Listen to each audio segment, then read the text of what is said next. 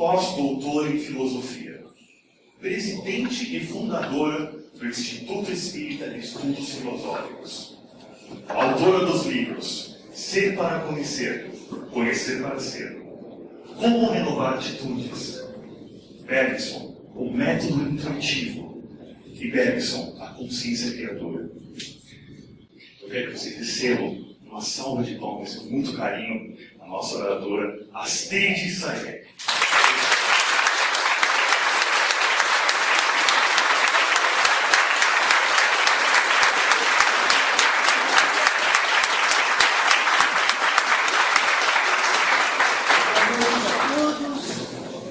Que o amor de Jesus nos envolva, nos inspire a palavra, nos inspire o coração, para que nós possamos compartilhar deste deleite que é a filosofia. Então eu convido a todos que participem conosco dessa reflexão, acompanhando o nosso raciocínio, também questionando oportunamente, e realmente é uma alegria essa oportunidade de eu estar com vocês. Nós vamos hoje falar um pouco sobre Bergson. Muito embora ele já faça parte do programa dos nossos cursos, hoje nós vamos dedicar especialmente a ele, e logicamente à filosofia espírita, o nosso trabalho desta noite. Quem foi, antes de mais nada, Bergson? Foi um filósofo que nasceu em 1859 em Paris, justamente na época de Kardec, na época que surge o Livro dos Espíritos, tá? E ele foi um filósofo também em muita evidência, porque ele era muito requisitado para as palestras, e os salões viviam cheios, tá? E ele estudou na Sociedade de Estudos Espíritas, estudou não, ele apresentou trabalhos na Sociedade de Estudos Psíquicos em Paris. E uma das preocupações de Bergson era, em toda aquela efervescência intelectual, em todo aquele cientificismo, poder resgatar a realidade do espírito. Por quê? Final do século XIX, início do século XXI é marcado pelo poder da ciência. Então, o que importa? Começa já nesse período a fenomenologia, a preocupação com o fenômeno. E temos nessa época a herança já do positivismo, em que exalta o conhecimento, mas o conhecimento de natureza fenomênica, o conhecimento de natureza observável. Então, o que aconteceu? Houve um crescimento vertiginoso com relação à ciência, mas prevaleceram-se os métodos da ciência experimental, o que tornou impossível abarcar a realidade do espírito. Então nós podemos dizer que Bergson vem exaltar a realidade do espírito, o conhecimento da imortalidade da alma, mas ele o faz de forma acadêmica, ele o faz com toda a autoridade, rigor e método. Muito bem. Quando nós falamos em filosofia, nós não podemos deixar de falar em método. Todo filósofo traz a sua teoria do conhecimento. Então, o que é o método para Bergson? Ele começa a sua filosofia, o seu pensamento, exaltando também a realidade fenomênica. Mas ele não nega a realidade fenomênica, mas ele nos ensina como ultrapassá-la.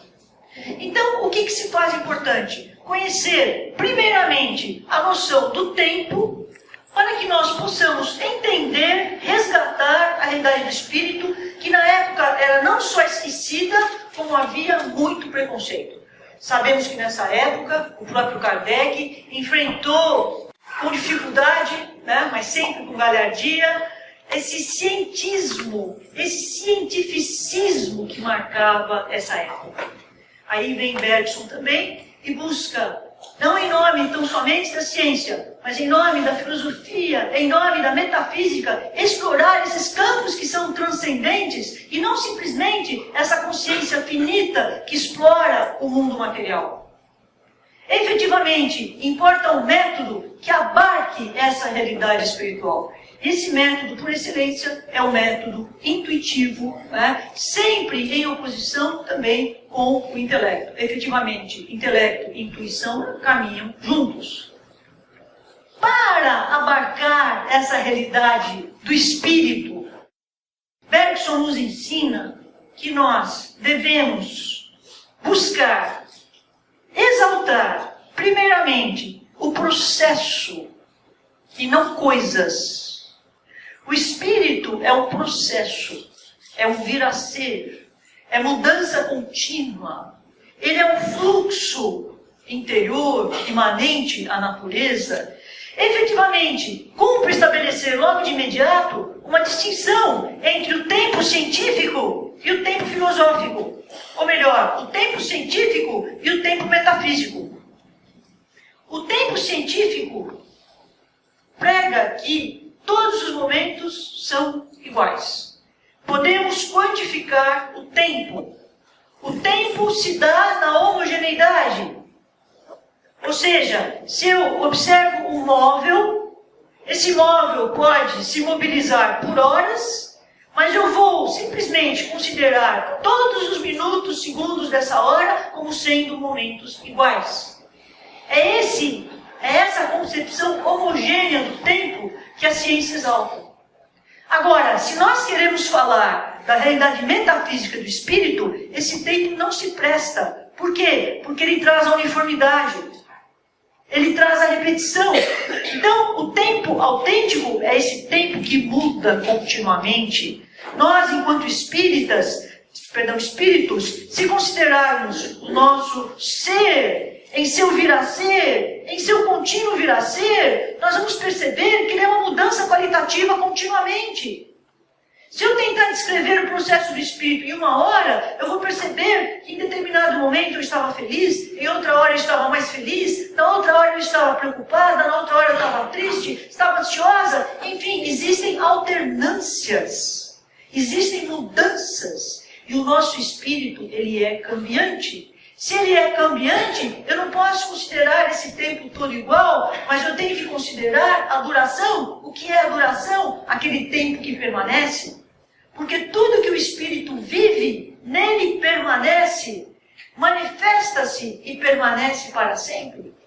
Então, essa distinção do tempo é muito importante para nós entendermos quando o Bergson nos fala de metafísica, quando ele fala de realidade espiritual.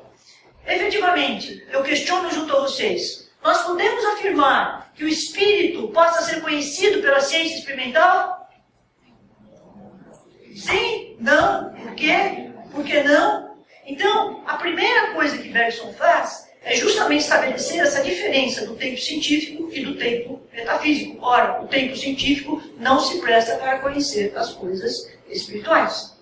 Efetivamente, qual é então esse método? Esse método consiste no autoconhecimento, mas esse autoconhecimento não consiste nas nossas inclinações, nas nossas tendências, na nossa personalidade, mas esse autoconhecimento implica no conhecimento da substância. Então, todo e qualquer conhecimento, seja científico, seja filosófico, metafísico, deve partir da substância, ou seja, deve partir da causa. Como que eu vou conhecer, portanto, o espírito, sem eu conhecer este processo, esse contínuo vir a ser, que deu origem à realidade espiritual? Se eu entender o espírito tão somente no presente agora, eu vou ter um conhecimento parcial, porque ele também é um processo. Então, nessa temporalidade, tudo dura, permanece, tudo flui. Então, nós temos que resgatar essa realidade do espírito na temporalidade, no vir a ser, na modificação, nos momentos novos. Isso é transcendência. Como é que eu posso falar de transcendência diante de uma realidade uniforme, onde todos os momentos são repetitivos? Não existe transcendência, existe aí automatismo. Agora, se eu falo de transcendência, eu tenho que falar de mutação, de mudança qualitativa. E é justamente essa mutação interior que caracteriza o espírito. Uma vez que ele nos ensina o processo, todo e qualquer conhecimento para Bergson deve partir da causa. Assim como Descartes, que já trouxe a filosofia primeira, Spinoza, tudo se dá a partir da substância, tá? E os racionalistas da Idade Moderna, E agora Bergson exalta, não tão somente através do racionalismo, mas através do intuicionismo, tá? Essa realidade do espírito que deve começar, portanto, pela causa. Iniciemos assim a Gênese, como faz Kardec, tá? Para entendermos, portanto, como chegarmos à intuição. A diferença ou semelhança da doutrina, o método ideal para se conhecer a realidade metafísica é o método que parte, portanto, da própria substância. Qual é a diferença com a doutrina? Bergson exalta que existe uma substância só. Existe uma consciência criadora, que ele chama consciência criadora em geral. Ele não considera a palavra Deus, mas ele usa consciência criadora. Tá? Efetivamente, essa consciência criadora está presente em toda a natureza, em toda a criação, em todos os seres e particularmente no homem. Essa substância criadora, ela é una. Essa substância criadora é um princípio espiritual. E enquanto princípio espiritual, ele se dá também no tempo, ele se dá também nessa mutação qualitativa. A substância que seria o princípio espiritual para Bergson é um impulso, mas é um impulso de vida, é um jorrar, é um impulso de vida que gera alegria, que gera vitalidade. Então, considerando primeiramente essa substância, que ele denomina a própria duração, é que nós vamos entender como atingirmos a realidade do espírito. Efetivamente, essa duração, ela tem também dois movimentos. Eu posso considerar a substância em seu movimento qualitativo em direção à transcendência, como eu posso considerar o seu movimento em direção à matéria densa. Efetivamente, a substância tem duas direções. Por uma tensão de si mesma, ela ascende rumo à realidade do espírito. E por uma distensão de si, ela dá origem às formas materiais. Isto não significa absolutamente panteísmo, muito pelo contrário, porque Bergson, muito embora ele fala de uma substância, ele mantém o tempo todo o dualismo espírito e matéria. O tempo todo, ele faz questão de deixar clara esta diferença. Ora, como que são realidades diferentes e ao mesmo tempo se encontram numa unidade só? Se nós considerarmos, através do pensamento, através do intelecto, essa substância, nós vamos ver que ela é dual, porque espírito e matéria são de qualidades diferentes. Mas se eu for me valer da intuição, eu vou perceber que existe uma unidade, porque não existe separação no universo. Eu não posso colocar contornos definidos e dividir o espírito para a esquerda e a matéria para a direita, ou vice-versa. Tá? Efetivamente, através da intuição, eu vou perceber uma unidade. Eu tenho, portanto, uma unidade e eu tenho uma dualidade. É o que nós podemos chamar de monismo dual. Como é que é na filosofia espírita? Nós temos três substâncias: Deus, Espírito, matéria. São três substâncias, mas ao mesmo tempo elas estão reunidas no monismo. Por quê? Porque todas encontram-se interligadas. Então são três substâncias e são uma só. Bergson exalta o monismo dual, digamos assim, tá? E a doutrina espírita exalta o monismo ternário. A partir disso, como é que se dá a individuação? A substância, o princípio espiritual, ele é um fluxo. E ele é um fluxo forte. E esse fluxo encontra como resistência a matéria. Então, é como, imaginem, um líquido. Se eu jogar este líquido na parede, ele se espalha em feixes. Da mesma forma, esse elan vital, esse impulso vital, quando ele se depara com a matéria, ele se divide em feixes, dando origem às várias espécies. Podemos dizer, então, que a causa da individuação é a resistência da matéria e, ao mesmo tempo, é a força desse fluxo, que é um fluxo divino, porque é a presença da consciência em geral na natureza, nos homens, nos seres. E esse princípio espiritual é um princípio de consciência. Na doutrina, nós entendemos princípio inteligente. Para Bergson, é princípios de consciência, ou seja, existe consciência se formando na natureza. Desde o átomo até o arcanjo, o átomo já guarda esse princípio, já possui em si mesmo a duração. Ora, como é que se dá, portanto, esse mundo fenomênico? A partir desta substância, tudo se desenvolve de forma dual. Nós temos primeiro a dualidade, matéria e vida. Okay? O átomo e a vida. Num segundo momento, nós temos outra dualidade, o vegetal e o animal. Quando surge um animal, surge outra dualidade. Ou seja, instinto. Oi? Intuição? Ainda não. Inteligência, isso. Instinto e inteligência, isso no animal. Quando chega no homem, outro dualismo. Inteligência e intuição.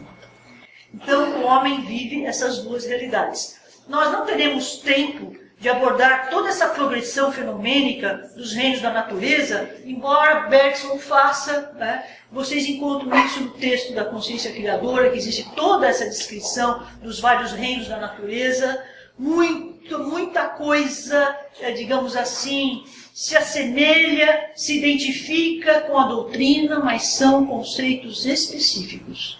Eu não ousaria afirmar que Bergson seja espírita, mas nós podemos dizer que existe muito em comum, dada a temática da época. Muito bem, vamos começar falando da subjetividade. Se temos todos os reinos surgindo, como é que surge a subjetividade? Como é que surge o eu?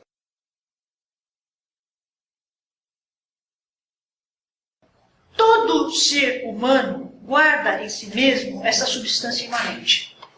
Essa substância espiritual, esse princípio espiritual. E esse princípio espiritual, ele se manifesta, e ao mesmo tempo que ele se manifesta em nós, ele permanece em nós. Tudo que se manifesta, permanece. Então, o princípio se manifesta através de nós, porque nós somos seres inteligentes. E tudo que nós exteriorizamos permanece constituindo, portanto, a nossa individualidade. Eu não sou simplesmente um ser humano. Eu sou um espírito cuja substância se manifesta e permanece, portanto, eu sou uma memória. Guardo em mim esta memória do ser. E este ser é o princípio espiritual. Então eu não sou um sujeito porque eu tenho nome, ou simplesmente porque eu olho o mundo natural. O sujeito se define pela sua interioridade, e não pela sua captação fenomênica. Quando nós falamos de fenômeno, nós lembramos de percepção. Lembramos dos 5 sentidos. Esses 5 sentidos nos permitem a visão, a audição, o tato, etc. Mas nós não podemos abarcar todo o real através da percepção.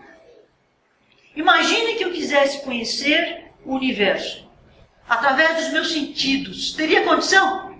Não. Por quê? os meus sentidos abarcam uma parte. Abarcam só a face fenomênica. E mesmo que seja a face fenomênica, eu vou só conseguir observar uma parte deste universo. Como é que é? Uma visão reduzida. Isso, uma visão reduzida. Então, o que é a percepção? Ela é uma redução do mundo objetivo. Essa redução faz parte do sujeito. Então, quando eu começo a vislumbrar o mundo exterior, começo, portanto, a visualizá-lo, a percebê-lo, eu já estou operando dentro de mim uma redução, porque eu não posso ver tudo. Efetivamente, essa redução é que vai caracterizar o sujeito. Essa redução é que vai caracterizar o espírito. Então, eu sou um ser subjetivo que tenho consciência de mim através desta noção de memória, de substância que se manifesta e permanece, mas também através da redução do mundo fenomênico. Como subjetividades, nós somos os únicos seres que conseguimos, no nosso vir a ser, introduzir novidades na nossa personalidade. Os animais, eles vivem uma realidade repetitiva, uma realidade uniforme. Eles não podem transcender, embora eles já sejam em si dóceis, amáveis, eles são em si. Mas nós não. Nós já temos momentos de determinação em que esse princípio espiritual se manifesta. E esse princípio espiritual se manifesta cada vez mais em forma de novidade. O fato de eu poder trazer novidade significa eu transcender e não permanecer na mesma idade. Efetivamente, isso caracteriza o nascimento da subjetividade. É o eu que se supera, é o eu que se eleva, é o eu que cresce, que se enriquece interiormente, trazendo sempre uma dimensão nova, mesmo que seja a personalidade. Então o homem pode trazer esse algo novo, por isso ele é uma subjetividade. Falamos em percepção. A percepção é uma redução do mundo fenomênico. Nós não conseguimos abordar todo o real através da percepção. Mas existe um contato, como afirma Demócrito, entre os átomos do meu corpo e os átomos dos objetos materiais, dos seres naturais. Nós temos assim uma percepção pura, porque eu, matéria, percebo o mundo material de forma pura. Só que Bergson vai dizer, essa percepção não é tão pura assim. Porque quando eu observo, entra em questão a minha memória.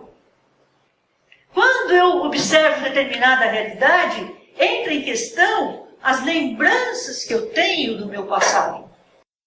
Aí as sensações, elas já vêm mais ou menos qualificadas. Aí está também o lado subjetivo da percepção. Então, o subjetivo é essa realidade imanente, é essa realidade interior. Como é que se constitui, portanto, o espírito? Essa constituição do espírito denomina-se fenomenologia do espírito.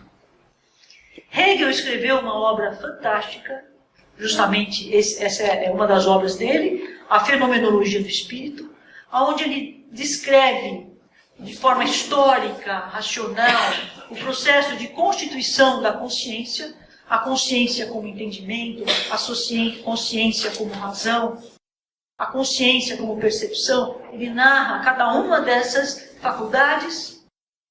Mas Bergson não busca esse movimento dialético de Hegel. Ele o faz justamente através desse processo de atualização da potência e sua interiorização. Então nós temos esse princípio divino como sendo uma potência infinita. E essa potência está sempre tornando-se atualizando-se através da minha consciência. Então, atualizar é permanecer no espírito para sempre. Então, a diferença de Hegel vai dizer, eu me sinto eu em oposição com o mundo objetivo. Eu vejo os objetos, o mundo exterior, é a consciência intencional, então eu me conheço. Bergson vai dizer, não é o outro que faz conhecer a mim mesmo, mas eu me conheço por dentro, por aquilo que eu vivo interiormente. Então, a consciência se dá a partir da interioridade e a partir da interiorização do ser. Então, consciência é um manifestar, é um sair de si e, ao mesmo tempo, é um permanecer em si mesmo. E falando em Gênese, importa nós entendermos como é que surge a inteligência. Ou seja, como é que se dá agora a gênese da inteligência? Para depois nós falarmos de intuição. A inteligência começa a se manifestar a partir da representação. O que é a representação? Oi? Os sinais. A representação nós podemos entender como uma imagem mental. Uma imagem mental. Tá? Ou seja, é aquele meio termo entre o sujeito e o objeto propriamente. E Bergson chama isso de imagem. Né? A imagem que eu tenho dos objetos e do mundo exterior. Efetivamente, a inteligência trabalha a minha consciência, mas a minha consciência do outro. A minha consciência do objeto. E agora a inteligência foca esse objeto exterior a mim. Portanto, se nós temos o instinto, que é um tanto limitado, que é o ser em si, nós temos a inteligência, que consiste no para si. Para um ser que apreende, para um ser que pensa. Efetivamente, a consciência, ela surge a partir do outro, no sentido que desenvolve-se o mundo para uma consciência que o aprende. E essa consciência inteligente, ela, dada a sua natureza, ela visa modelar a matéria. Fabricar instrumentos. Desde os tempos primitivos, o homem já busca fabricar instrumentos para caçar, para pescar. Né? E hoje nós temos o mundo da técnica. É a inteligência que nos ensina a modelar a matéria. Ora, qual é o objeto? O objeto é o outro. Por quê? Eu vou perceber determinado objeto. E o que vai fazer a inteligência, o intelecto, a razão? Vai justamente pensar esse objeto exterior. Exterior. Em determinado contexto natural, eu percebo as situações. E eu percebo que as situações que eu vejo, eu posso relacioná-las. Como eu posso relacionar essas situações no mundo natural? O intelecto se desenvolve como sendo uma faculdade de relações. Então, o intelecto se desenvolve a partir da natureza. O intelecto se desenvolve a partir da percepção. Quando nós observamos um objeto, nós imprimimos, percebemos as qualidades do objeto, então nós já vamos pensar da seguinte forma: tal sujeito tem o seguinte predicado. Já inicia a lógica através da razão, através do intelecto, mas isso no meio natural. Quando eu penso, ora, o sujeito tem os determinados predicados, eu estou produzindo lógica, mas ao mesmo tempo eu estou desenvolvendo a linguagem. Então o intelecto se presta a desenvolver a lógica, a desenvolver a linguagem.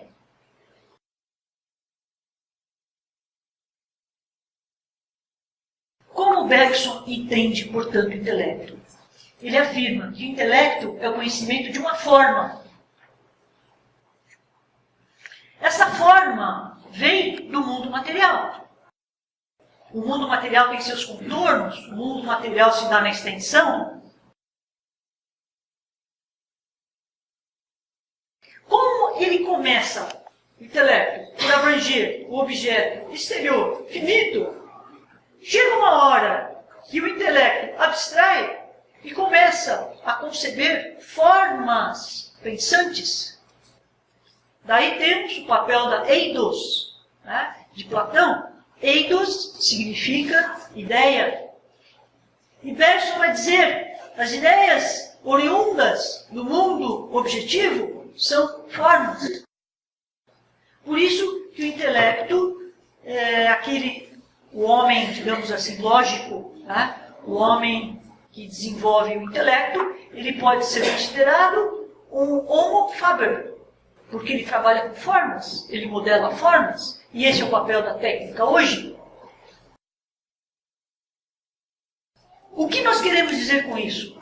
A inteligência, se a forma tem, portanto, como origem o objeto exterior, nós podemos dizer que o intelecto se desenvolve a partir do objeto exterior, portanto, a partir da percepção.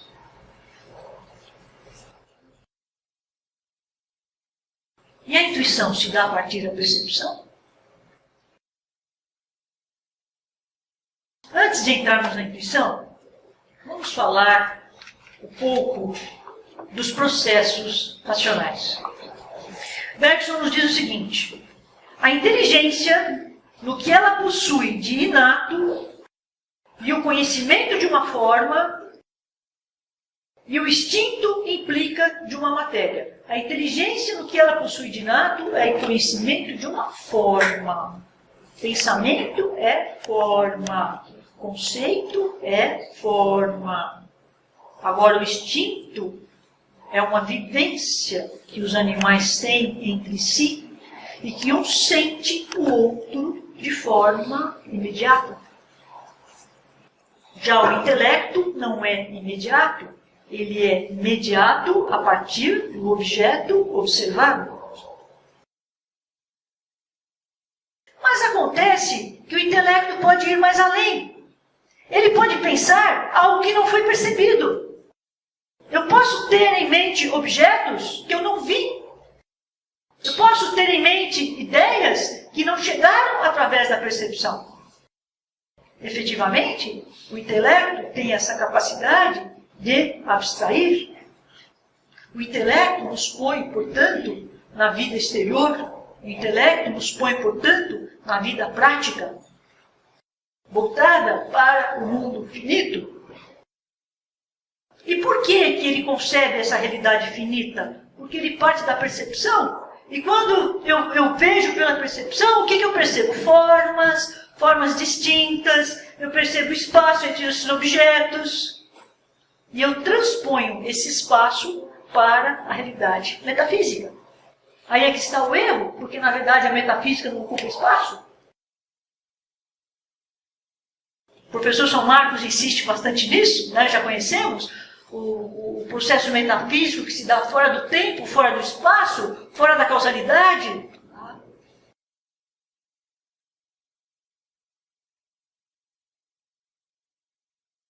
Partindo, portanto, da percepção, a percepção percebe objetos distintos. O que nós fazemos com as ideias? Nós dividimos as ideias como nós dividimos as coisas. E é essa divisão que vai caracterizar a análise científica. Por conta do intelecto, a análise consiste em dividir, esmiuçar. Da mesma forma, a síntese, que é o oposto, que seria a composição. Porque, mesmo no mundo natural, nós temos necessidade de dividir para entender o mundo natural, mas nós temos a necessidade de generalizar também. O próprio animal já generaliza, ele generaliza os alimentos dos quais ele pode se servir, ele generaliza as situações, mas o homem o faz através da consciência. Portanto, a análise, a indução, a dedução, a composição, são todos processos intelectuais. Da onde surgem das necessidades naturais. Herculano Pires afirma que a razão fragmenta, a razão esmiuça as coisas. Por quê? Porque ela desenvolve-se a partir da percepção. Ele afirma isso naquele grande livro, Introdução à Filosofia Espírita. Então, nós tendemos a perceber formas na extensão e tomamos essas formas na extensão como sendo a única verdade. Afirma Bergson com relação à generalização. A ideia é geral quando é resultado da abstração. Então, como é que se dá a indução? Como é que se dá a dedução no processo de abstração? A generalidade é obra do intelecto, embora a ela corresponda à semelhança das coisas naturais. Assim como nós estabelecemos semelhança no mundo natural, na natureza, entre os diversos seres, a ciência erige o método indutivo e o método dedutivo como sendo generalizações. Então, essas generalizações se prestam à realidade fenomênica. Agora, basta eu generalizar para conhecer o espírito? A ciência, como vocês bem disseram, ela se fixa em formas, o que se faz necessário, signos, palavras. Aliás, hoje mais do que nunca o que nós temos de signos, né?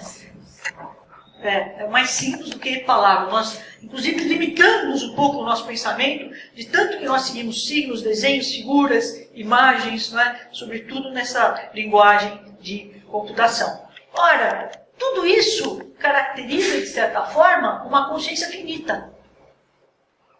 Por que uma consciência finita? Porque a consciência finita é aquela que se dá na relação da exterioridade com o objeto. E o mundo sensível é o mundo finito. Eu vejo a natureza, eu vejo as coisas, observo, mas é finito. Eu não posso transcender além daquilo. Efetivamente, quando eu me volto tão somente para o conhecimento fenomênico, eu estou vivenciando uma alienação do espírito. Essa consciência finita significa uma certa alienação, uma finitude, uma contemplação tão somente do mundo imagético. Então nós contemplamos, mas não somos partícipes deste mundo que nós conhecemos, no sentido de o nosso intelecto se engajar no processo evolutivo deste ser imanente. A exterioridade limita, ela reduz, ela empobrece. E por que esse empobrecer? Porque ela parte tão somente do ser estar no mundo. O ser estar em situação. Mas não o ser que se eleva, transcende, se dignifica.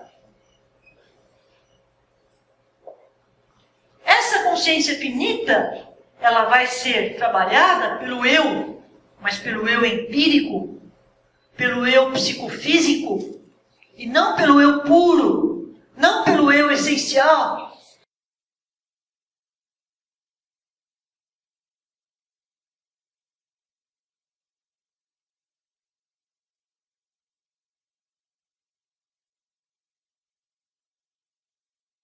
Bergson afirma ainda que a análise é a operação que reconduz o objeto a elementos já conhecidos. Isto é, comum a este e outros objetos. Ele escreve isso na última obra que ele escreveu, O Pensamento e o Movente, em que ele afirma que quando nós simplesmente pensamos, nós estabelecemos relações entre os objetos. E o intelecto é a faculdade de estabelecer relações. Então, o que eu faço? Eu pego vários conceitos e formo arranjos. Eu formo um novo arranjo. Eu formo novas combinações. Isso não significa que eu esteja conhecendo a realidade do espírito de forma concreta. Relacionar é uma coisa, conhecer esse fluxo interior que caracteriza toda a natureza, todos os seres, é outro tipo de conhecimento.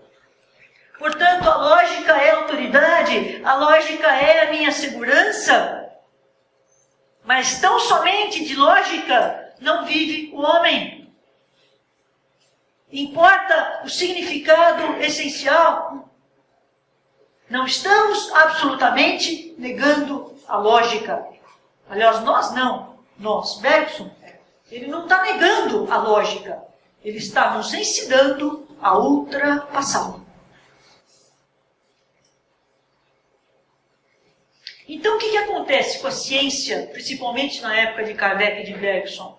Elas expulsam a essência. Simplesmente negam a realidade essencial, que é a realidade espiritual. Por que negam? Porque não é possível conhecer. Lógico que não é possível conhecer. Como é que eu vou me valer do método experimental para conhecer a realidade espiritual? Não tem como. Então, o que é importante? A metafísica acaba se tornando algo abstrato. Como se o homem formasse esses conceitos tão somente por associação. Então, importa dizer que Bergson não nega o mundo fenomênico. Ele não nega o mundo intelectual. Mas ele nos ensina a transcender. Se até hoje não foi possível a metafísica, era porque os métodos estavam ajustados ao mundo fenomênico. Por isso que nós temos que tomar muito cuidado ao confundirmos física, química, biologia com metafísica. Ciência é uma coisa, metafísica é outra. A metafísica é a ciência das causas e princípios. A ciência vai trabalhar o efeito. A ciência vai trabalhar o dado. Então, quem é que me permite conhecer esse processo a partir da causa? Quem me permite conhecer é a intuição. E o que é a intuição? O próprio vocábulo intellegere. Intellegere é ler. Intuire. Intu é interior. Ir por dentro. Ir para dentro do objeto. Conhecer aquilo que ele possui de essencial. Conhecer aquilo que ele possui de particular, de mais interno.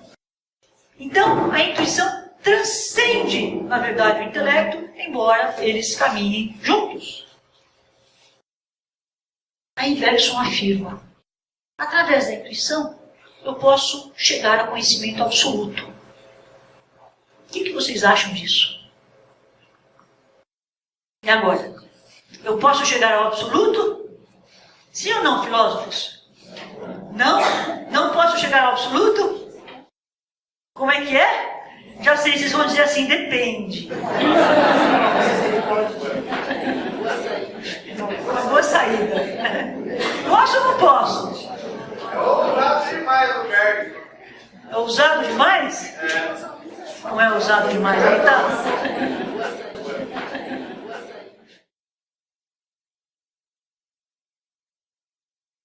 Tudo depende. Eu mesmo estou falando depende. Vocês me deixaram terminar. Vocês me deixaram terminar. Realmente essa palavra ajuda muito. Né? Eu quis dizer que tudo depende do conceito de absoluto.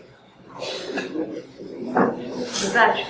Se a gente tomar como absoluto o incondicional, o total, esse nós não podemos, eu não diria conhecer, eu diria entender.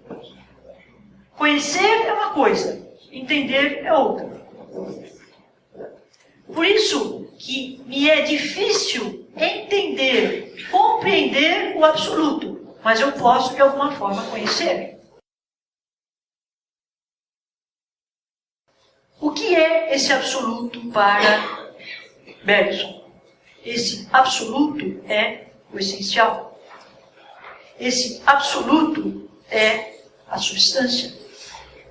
Mas por que é um conhecimento absoluto? Porque é um conhecimento em si. Por ser em si, é absoluto. Então, o conhecimento é absoluto na medida em que eu me identifico com essa essência espiritual. Eu me identifico com ela. Eu me integro no seu fluxo gerador. Portanto, eu gero junto. Não é aquele conhecimento estático.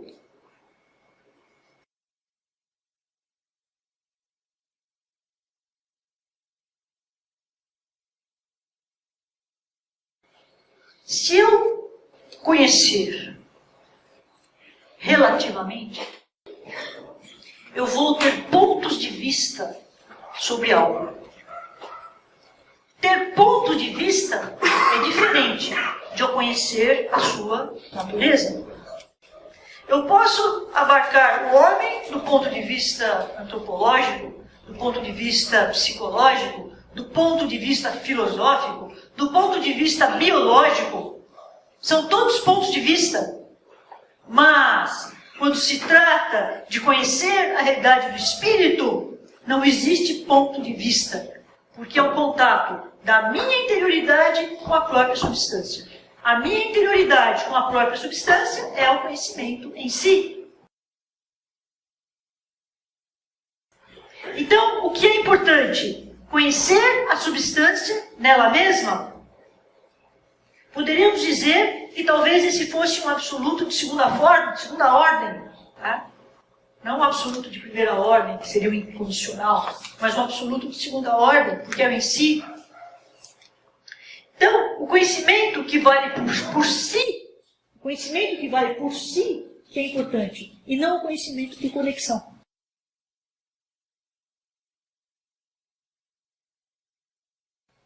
Esse conhecimento que vale por si se dá através de um processo maravilhoso, que é através da simpatia, através da sintonia, através da empatia. O que é, portanto, a intuição? A intuição é conhecimento que se dá por simpatia. Eu me simpatizo com determinado objeto de conhecimento. Assim como nós sintonizamos com uma diversidade qualitativa de mentes, nós nos sintonizamos com o real.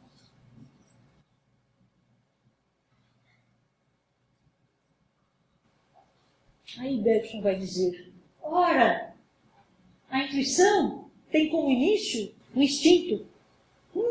E agora? Talvez por isso que Kardec emprega a expressão voz de instinto, né? Agora que me ocorre isso. Pode ser. Né? Não por Bergson, mas eu digo pela mesma teoria. Por quê? O instinto é em si. Um animalzinho, ele sente a realidade do outro, mas ele sente fisicamente. Isso é instinto. Isso é empatia. Isso é simpatia. Agora, intuitivamente, eu vou conhecer a realidade do outro, de uma outra consciência, ou da própria essência, aí vivenciando essa realidade em mim mesmo, me identificando com essa realidade. Então, uma coisa é o conhecimento na sua imediatez, em que eu comparo conceitos, ideias.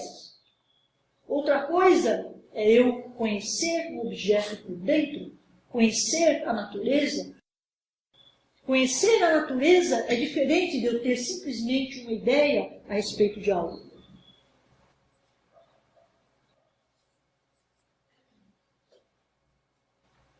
Aí vocês vão me perguntar, mas e o método intuitivo? É realmente um método. E é um método que começa por divisão. Eu não quero ter a pretensão de abordar todo o método aqui, né? Nem seria o nosso objetivo, mas começa por ser um método de divisão. Por quê? Eu tenho que pegar um objeto, um fenômeno, e separar o que é a aparência do que é a essência. Eu tenho que conceber determinado fenômeno e distinguir o que é matéria do que é espírito. Aí sim eu vou poder entender o que seja a intuição. Porque a intuição vai para o lado da essência, a intuição vai para o lado espiritual. Agora, se eu pegar o fenômeno como uma realidade mista, em que eu não separo essência e aparência, a intuição vira uma confusão, torna-se impossível. Então, a semelhança de Kant, a semelhança de Platão, Bergson opera essa divisão. Vejam como ele mesmo usa o intelecto para chegar na intuição. Portanto, não são excludentes, eles trabalham juntos, mas têm objetos de natureza diferente.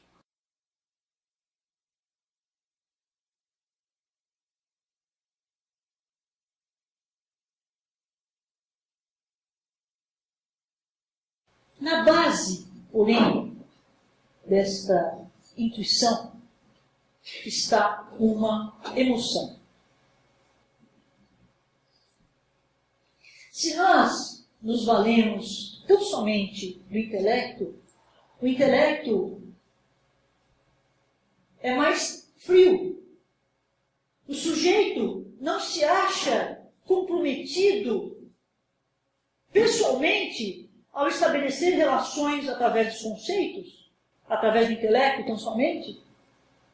Mas no caso da intuição, o sujeito se compromete na medida em que quanto mais elevado, mais ele conhece.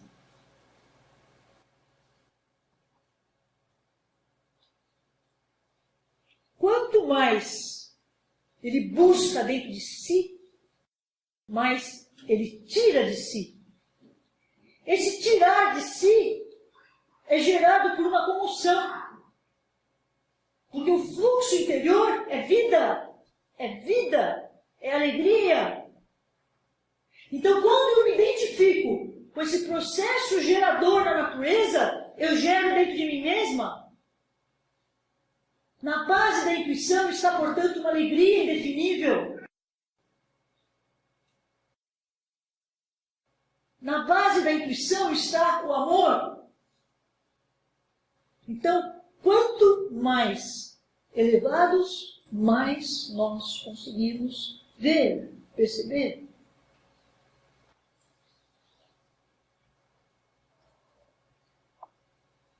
Um filósofo brasileiro, pensando Bergson, ele nos diz o seguinte: além da res extensa e a res, qual é a outra res? Logicans. Né? Nós devemos pensar numa terceira res. Essa terceira res é a res signifians, ou seja, a res que traz significado, que traz o sentido para o conhecimento.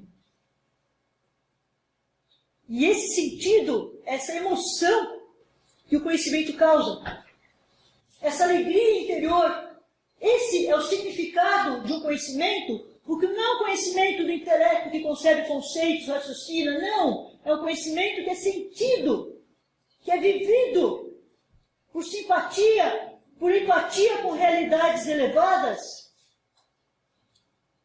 Então, não basta dizer que nós sejamos tão somente pensamento e matéria. Pensamento é gerado pela emoção, e não uma emoção sensível, não uma emoção que advém do exterior, que advém das representações, mas uma emoção espiritual, uma sensibilidade interior.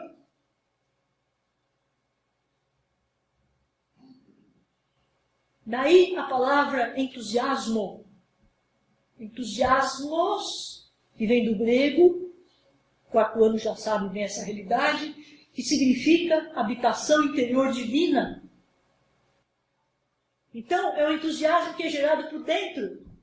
Isso gera uma comoção, porque é um sentimento que transcende, é uma visão que transcende, mas é uma visão da mente, é uma visão do espírito, não é uma visão tão somente da matéria?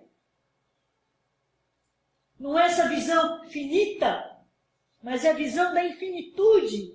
Na medida em que eu conheço o objeto, o processo espiritual da evolução da natureza, eu me gero por dentro e conheço esse movimento gerador em mim, aí eu passo a ter a consciência infinita. A infinitude está dentro de mim e não no objeto exterior. Uma coisa é infinitude no espaço, outra coisa é infinitude no sentido de transcender. E é essa luminosidade interior que me faculta a visão da essência. E esse é o movimento que nós devemos buscar. É possível sim. É bom que saibamos, inclusive, a nossa destinação, porque chega um momento que, mesmo no plano espiritual, nós nos conhecemos e nos comunicamos mais por intuição do que por palavras. Daí a importância da intuição como sendo esse conhecimento sublimado, e não simplesmente o estabelecer relações através do intelecto.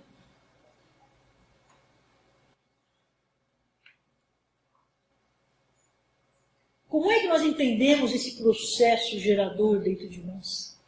Através de uma alegria indefinível. No contato com o conhecimento, nós temos uma alegria indefinível. Porque nós nos identificamos, de fato, com a visão, com o processo. E isso é motivo de uma alegria inefável. Quando eu tenho a visão do processo gerador da natureza, eu sinto esse processo gerador em mim, portanto, eu também me dignifico, me elevo, eu me vitalizo, porque esse fluxo que passa por mim é fluxo de vida, é vida. E que a partir das concepções de intelecto passa a ser a verdade. Vida na natureza, nos espíritos, nos homens, e verdade para a consciência que apreende. Foi assim, afirma Bergson no Pensamento Envolvente, por conta da metafísica que nós conduzimos essa filosofia da ciência. Ou metafísica da ciência, que habita o espírito dos grandes sábios, que é imanente à sua ciência e que lhe é frequentemente a invisível inspiradora. Então, o que é a filosofia da ciência? É aquela filosofia que vai pensar a ciência. Que filosofia que vai pensar a ciência? É a lógica. Então, a filosofia da ciência parte dos métodos, tudo através da lógica. Indução, dedução, análise, síntese, todos esses processos racionais. Bergson afirma o seguinte: não só uma filosofia da ciência, mas uma metafísica da ciência. Quando ele afirma uma metafísica da ciência, isso significa que mesmo na ciência se deve considerar o princípio espiritual. E não considerar tão somente o efeito acabado, algo que se esgota, mas conhecer o processo de geração. Por que a prioridade da metafísica? Justamente para descartar esse pensamento meramente representativo. Nós temos o pensamento representativo nas religiões. Nós temos o pensamento representativo na ciência. Uma coisa é eu reapresentar o objeto para o meu intelecto. Outra coisa é eu conhecer diretamente a sua natureza. Então importa uma ciência que seja mais compreensiva, no sentido que compreende mais a natureza espiritual, substancial, do que simplesmente uma ciência que, por extensão, se estende a uma infinidade de sujeitos. Indução é uma coisa, intuição é outra. Não importa a quantidade de sujeitos, importa a qualidade do objeto que eu estou conhecendo.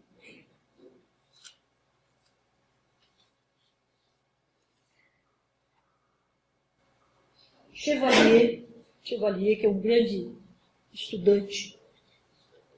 estudioso de Bergson, ele diz o seguinte: não é da matéria e nem das máquinas que o homem pode viver. Delas, ele só pode morrer. Falta-lhe metafísica.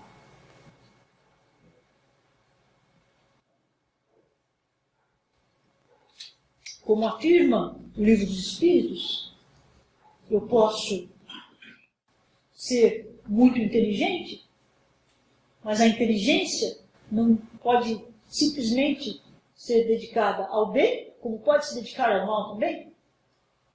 Por isso que é importante essa res significans, que é o significado, que é o sentido do conhecimento, que é a busca do bem, que é a busca da elevação moral, que é o sentido interno que me motiva, que me leva a conhecer.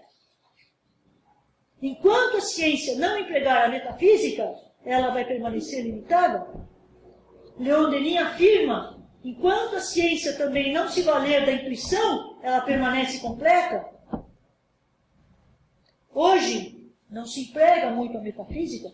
Estamos presos ao mundo da fenomenologia, que é o mundo do aparente. Hoje nós vivenciamos a aparência. Está errado? Não, não está errado. É o nosso mundo atual. Esse é o nosso mundo hoje.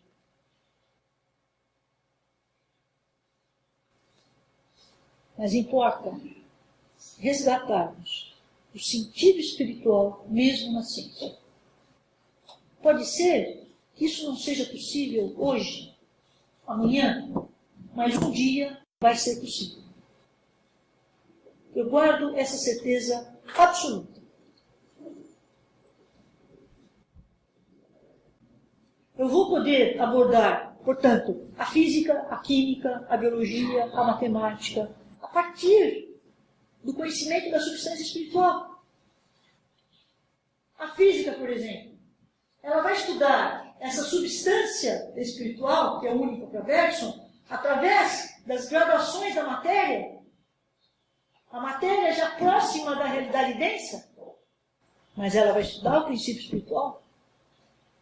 A química, como faz muito bem Kardec, deve-se partir de uma substância primitiva para entender os elementos da natureza. Portanto, eu devo partir da causa.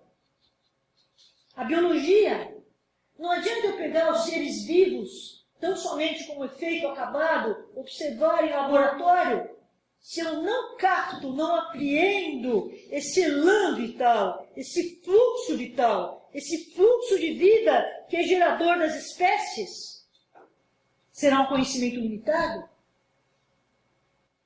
A matemática é a substância, mas em seu modo quantitativo, mas é a substância. Então, a ciência há de se comprometer com a metafísica, para ser um conhecimento mais pleno, mais autêntico.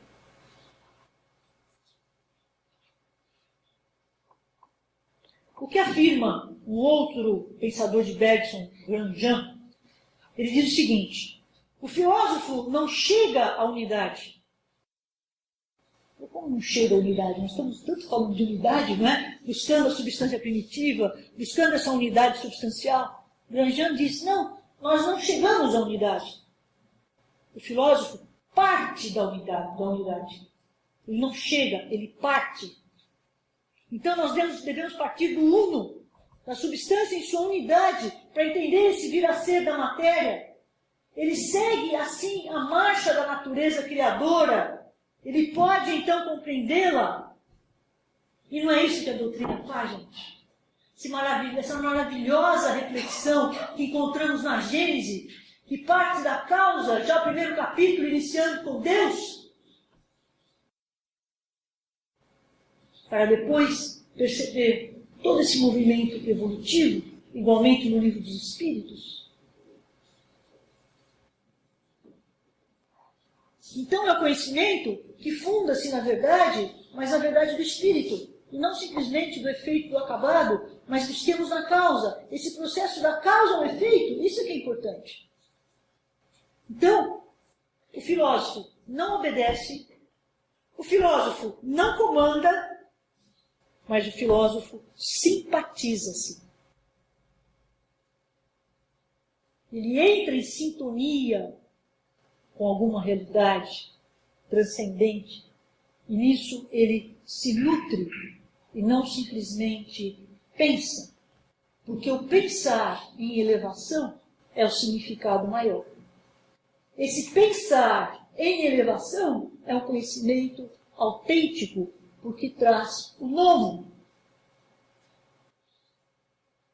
Como é que é o mundo hoje? Vocês acham que hoje nós somos mais lógicos ou intuitivos? Mais lógicos. É o nosso tempo. Não há nada errado. Nós somos mais lógicos. Mas o que acontece? Isso também implica uma certa limitação. Porque dificilmente se fala de um conhecimento transcendente. Dificilmente se fala de uma realidade espiritual e metafísica. Aliás, metafísica não existe. Não existe. A metafísica até hoje não foi possível. Lógico que não foi possível. Queria se aplicar um método experimental para conhecer a realidade espiritual? É impossível. Assim como criticaram Kardec, que achava que os fenômenos deviam se inserir nos fenômenos das leis da natureza, não pode se inserir, porque são fenômenos de outra ordem.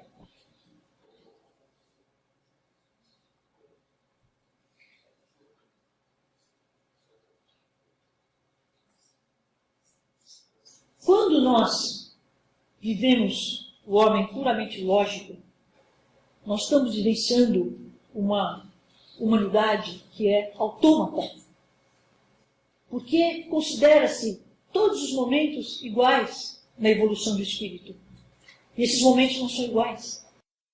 O espírito acrescenta uma realidade nova o tempo todo a si mesmo. Por isso que nós permanecemos tão somente a nível de lógica, nós nos limitamos. Quem é o homem hoje? O homem hoje é um Cyberman. Esse é o homem hoje. Fala-se em robôs, né? Uma realidade até um tanto fria, pode-se dizer, embora não se deva negar, porque é importante para a nossa evolução. E por que o homem é um Cyberman? Porque vivemos o mundo da imagem. Vivemos o mundo da aparência. Esse é o mundo de hoje. Enfim, ser o absoluto não é pensar por meio de ideias e conceitos. Pensar por meio de ideias e conceitos é o plano dos homens. Ser o absoluto é vivê-lo em si mesmo, é cumprir com a natureza, com a exigência natural de criar. Eu concluo dizendo que a intuição é um modo de conhecimento que leva a criar. Porque é um processo interno de geração. Nessa geração interior, nós vemos novas ideias.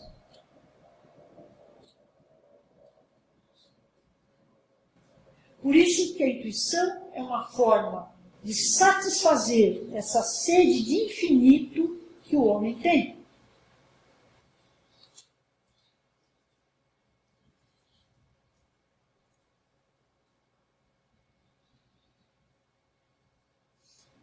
Há uma poesia muito linda de Castro Alves, que foi psicografada por Jorge Resini. Vocês conhecem a poesia A Criação? Conhecem?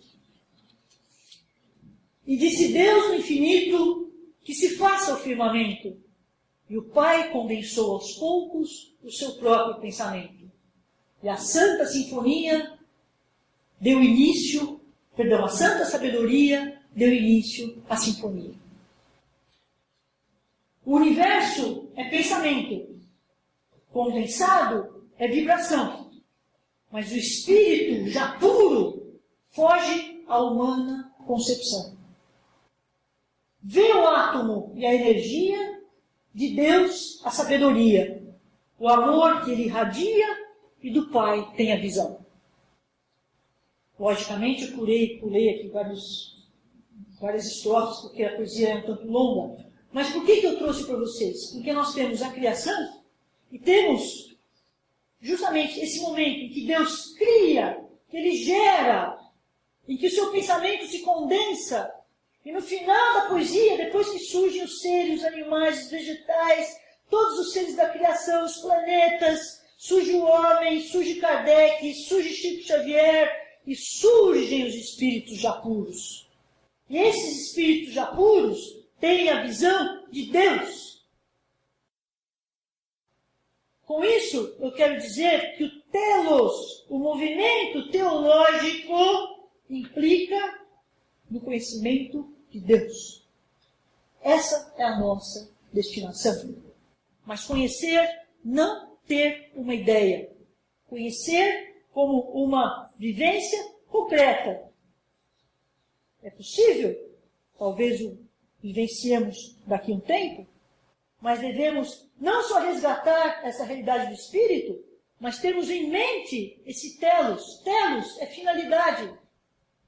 Assim como Deus é criador, Bergson diria, a consciência com C maiúsculo é criadora, os espíritos puros, ao identificar-se com esse fluxo do elan vital, eles inserem-se nesse movimento criador e passam a ser também consciências criadoras.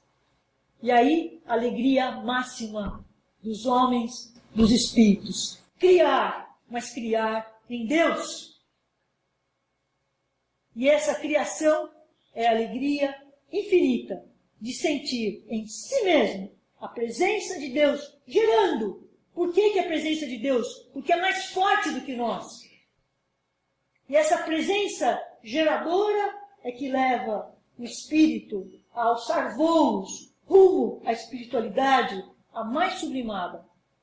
Porque ele conhece em si mesmo esse processo gerador por simpatia, por empatia, por alegria espiritual. E aí ele transcende infinitamente. Que tenhamos em mente esse ideal, pelo menos, a ser um dia atingido. Que tenhamos em mente esse movimento teleológico.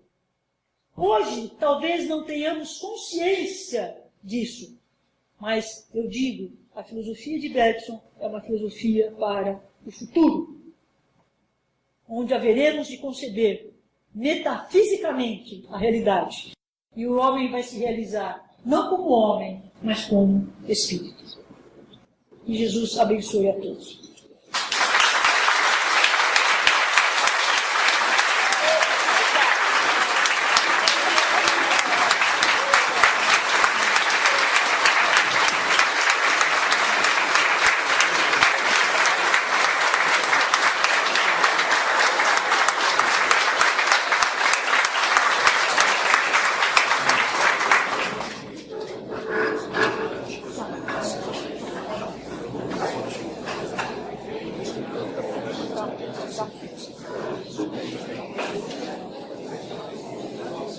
Bom, pessoal, nós temos agora 15 minutinhos reservados para perguntas. Como é que vai funcionar?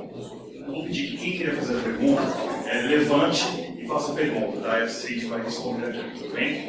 Então, quem quiser, pode levantar a mão, levante-se para responder. Se tem a pessoa e ela pode formular a questão, tudo bem? Por favor.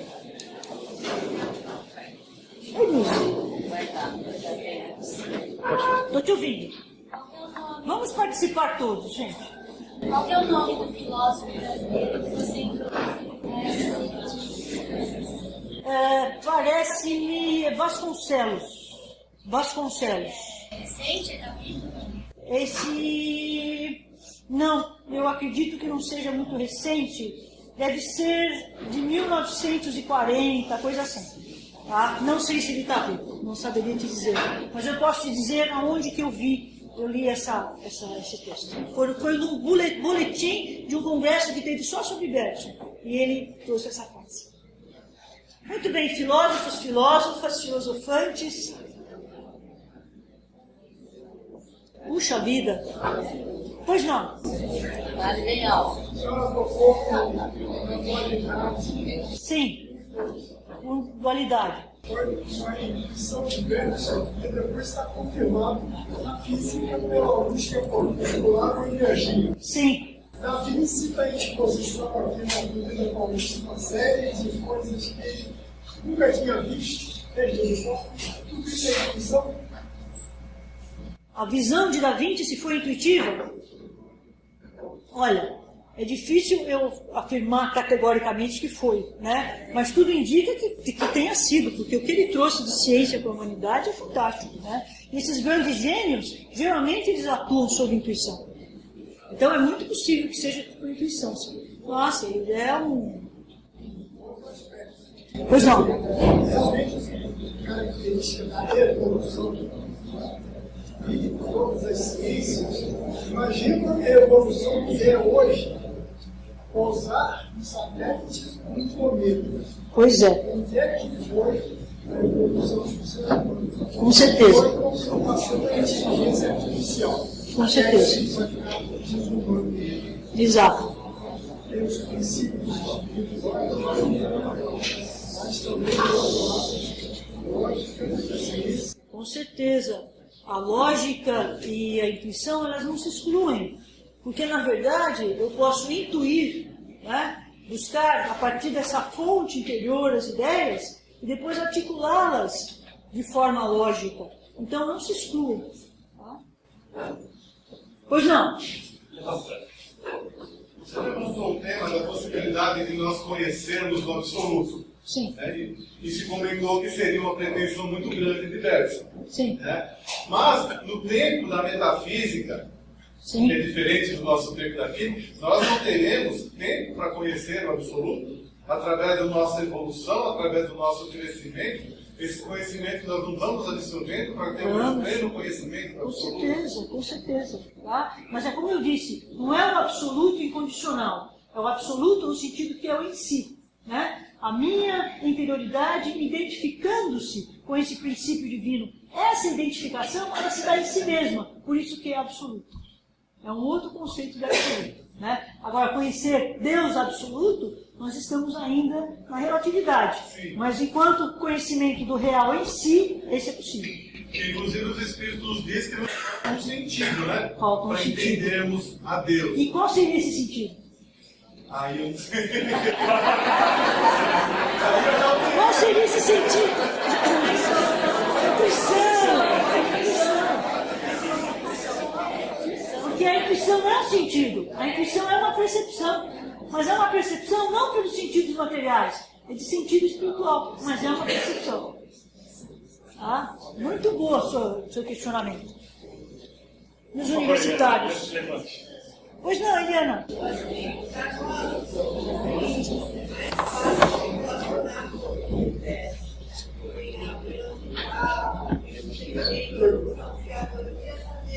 Como os filósofos contemporâneos conseguem estudar Deus sem essa visão que nós temos? Pois é, Eliana, é bom questionamento, não é? Nós, espíritas, nós temos uma bagagem que facilita bastante a compreensão da filosofia bergsoniana, né? Mas os acadêmicos também conseguem entender, muito embora alguns, né, acham que por vezes é uma realidade transcendente, consideram por vezes que não é possível, né? Então existe mesmo no meio acadêmico, por vezes, um pouco de preconceito contra essas realidades. Né? Mas se estuda muito, se observa muito, é um filósofo bem concebido na França, e mesmo aqui no Brasil, né, nas nossas universidades, ele é bastante estudado. Né? Mas há uma resistência a ele em função dos países?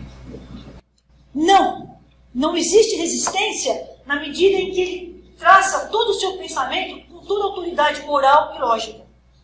Então não tem por que negar. O que mais? Pois não. Tudo bem? Tudo bom? Boa noite. Boa noite. Parabéns pelo trabalho da tarde. Olha, mas... Lamento não ter estado perto do ano. Sim. Mas estudando Ferguson pelo seu trabalho. Muito fácil. Que bom. Tentando fazer uma relação de Ferguson com Kardec, pensando também no princípio espiritual, seria talvez a melhor resposta que nós, espíritas, podemos ser encontrados para tendo uma coisa insignificante para esse muro.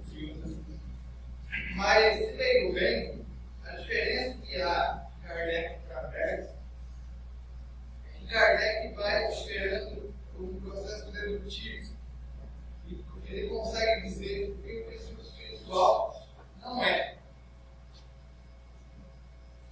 Mas eu não sei se ele consegue afirmar que é de fato.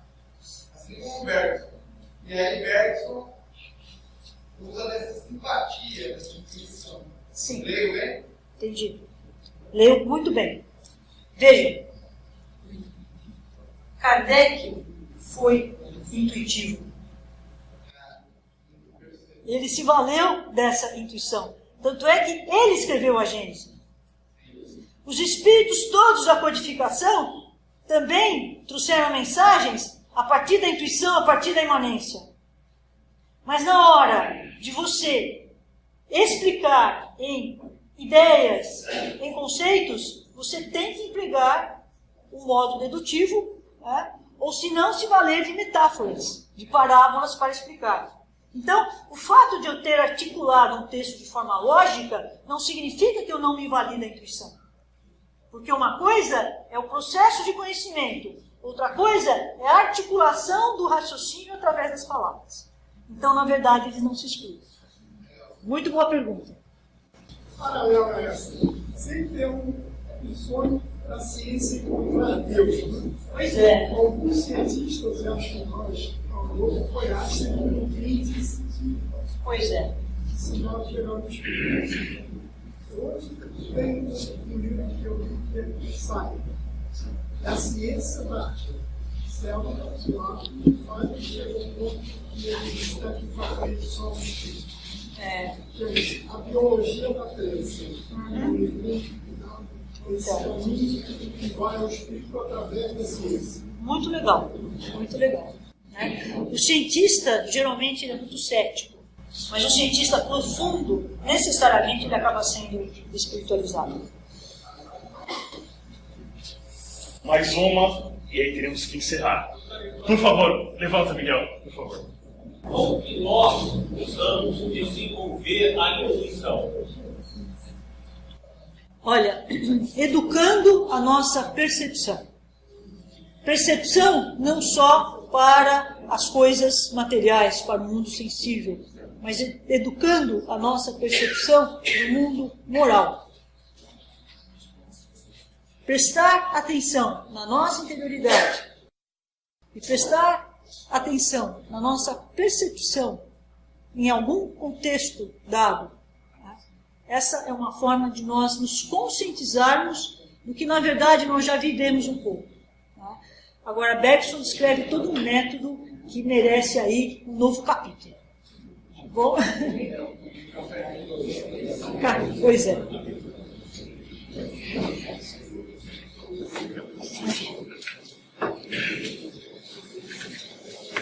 Bom, mais uma vez, Cacete, muito obrigado. Eu agradeço também a todos vocês, muito obrigado. E o mais importante, a cada um de vocês,